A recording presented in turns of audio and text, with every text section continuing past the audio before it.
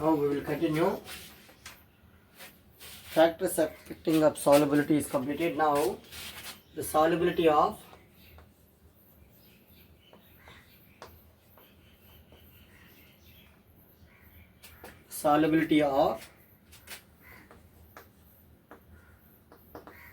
solid in liquid. The solubility of solid in liquid depends upon four factors. That is nature of solute and solvent. Nature of solute and solvent.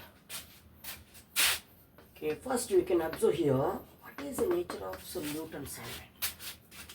Now I am collecting different samples in the laboratory, like common salt, NaCl, sugar, naphthalene,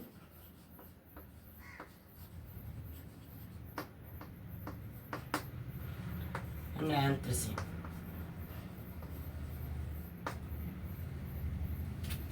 Every solid does not dissolve in a given liquid.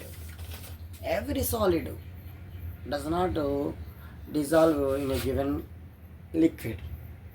If you take sodium chloride and sugar, which is readily soluble or easily soluble in water, but naphthalene and anthracene does not dissolving in water.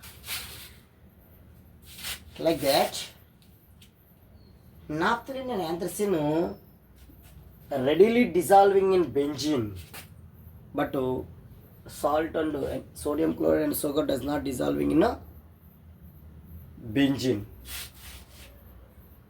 That's why here is observed that polar solute dissolves in polar solvent. Here we can conclude that polar solutes can be dissolved in polar solvents, and non-polar solvents, non-polar solute particles is dissolved in non-polar solvents. Non-polar solvents. Okay, here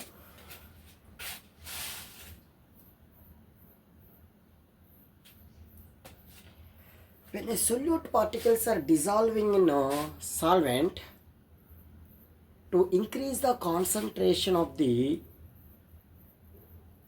solution or solute, then the process is called dissolution. When a solute particles dissolving in a water, to increase the concentration of the solution, this process is called dissolution. In case when a solute particles does not dissolving in a solvent, their solute particles are separate out of the solvent.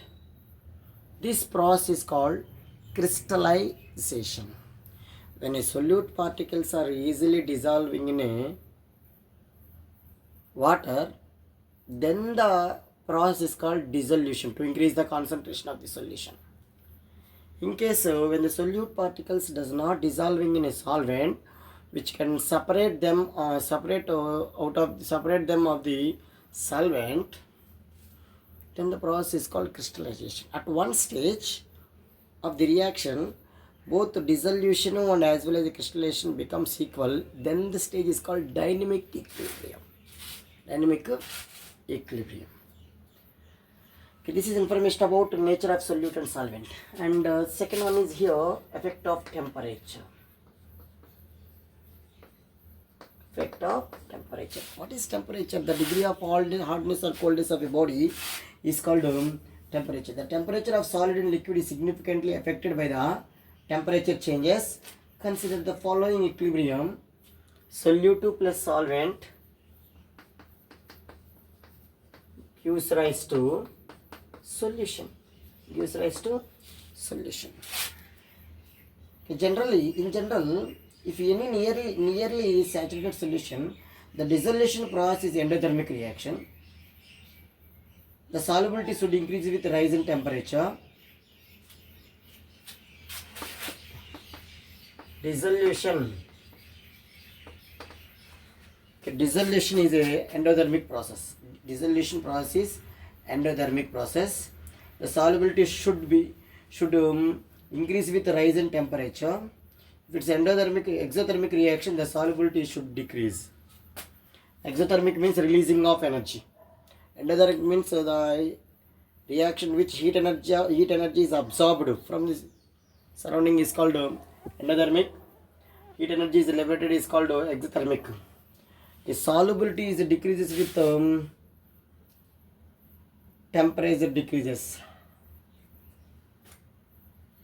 Simply we can conclude that